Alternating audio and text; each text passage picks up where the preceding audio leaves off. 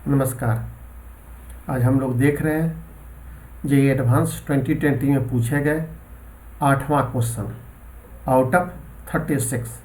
यह unit number 5 का है, चैप्टर रोलिंग मोशन। ये चौथा सवाल है, यूनिट नंबर 5 से पूछा गया ये चौथा और अंतिम सवाल है रोलिंग मोशन का। यह ऑब्जेक्टिव सिंगल क्वेश्चन है। क्वेश्चन देखा जाए किस प्रकार से है।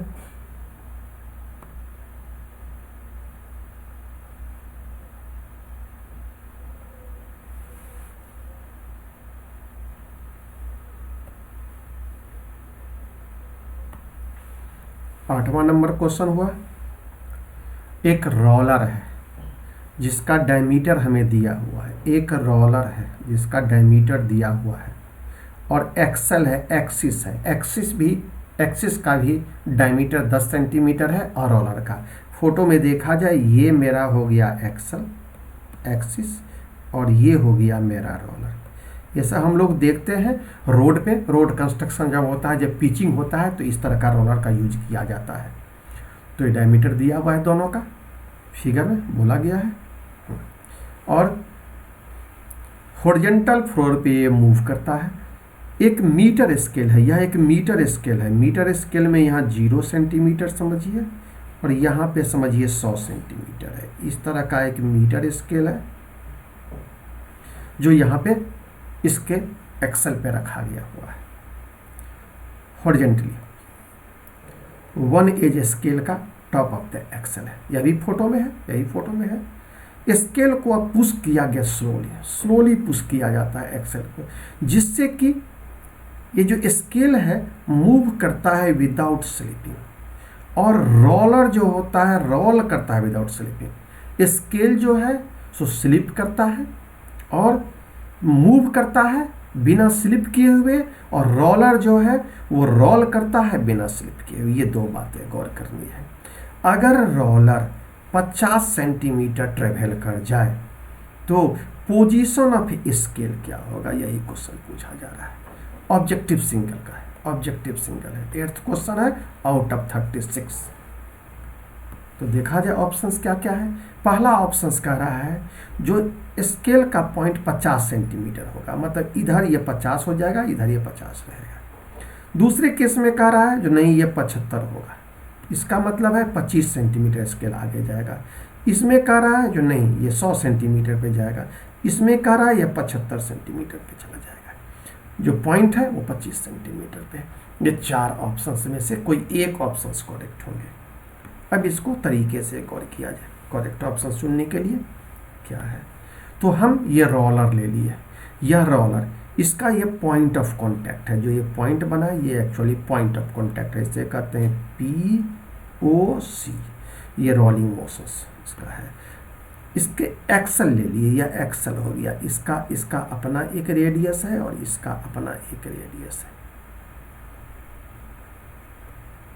गौर किया जाए। हाँ, रोलिंग विदाउट स्लीपिंग हो रहा है रोलर का। तो हम लोग इसको POC के अबाउट क्या कर सकते हैं, एंगुलर वेलोसिटी कंसीडर कर सकते हैं, क्योंकि हम जानते हैं या तो सेंटर ऑफ मास के अबाउट, बीच इस पॉइंट के अबाउट हम लोग ले सकते हैं, ट्रांसलेशनल प्लस रोटेशनल दोनों, या POC के अबाउट ओनली रोटेशनल ले लें। तो यह कॉन्सेप्ट हम लोग पढ़ते हैं रोलिंग मोशन में। तो ओमेगा से हमने इसको ले लिया। तो अब मिडिल पॉइंट, सेंटर पॉइंट का जो स्पीड होगा v हमारे पास फार्मूला होता है v r ओमेगा। तो इसके लिए दूरी r1 कितना हो जाएगा, तो यह r1 जो है ये इसका डायमीटर 20 है, तो एक्चुअली यह 10 सेंटीमीटर हो जाएगा। तो v1 का इक्वेशन, v0 का इक्वेशन आ गया। नोट इसको o ले लेंगे, अभी कुछ देर में इसको हम लोग देखेंगे। हाँ, ये पॉइंट एक्सल का टॉप पॉइंट जो है उसका स्पीड अगर va अगर हम ले रहे हैं तो r2 ओमेगा, यह r2 दूरी जो है, यह r2 जो है ये 10 है और इसका ये 10 था, तो ये 5 हो जाएगा। तो ये क्या हो जाएगा 15 सेंटीमीटर। तो 15 सेंटीमीटर आ गया, तो ये आ गया। और टॉप पॉइंट जो है, टॉप पॉइंट रोलर का, उसका स्पीड अगर vb मान लें तो r3 इंटू ओमेगा, ये 20 सेंटीमीटर, चूँकि डायमीटर 20 था, 20 सेंटीमीटर 2b। तो इस प्रकार से हमें जो रिलेशंस आता है VA जो होता है वो 3/2 1.5 गुना V0 का, जितना स्पीड इसका होगा उसका 1.5 गुना स्पीड इस पॉइंट का होगा, इस पॉइंट का होगा। और चूंकि s बराबर हम लोग पढ़ते हैं ut और पर्टिकुलर टाइम में s प्रोपोर्शनल टू क्या हो जाएगा u, तो ये मेरा इक्वेशंस है। तो इस प्रकार से हम कह सकते हैं जो आपका दूरी भी उतना ही ट्रेवल करेगा, दूरी। और चूंकि x नोट ट्रेवल करता है 50 सेंटीमीटर, तो ये 75 सेंटीमीटर ट्रेवल करेगा।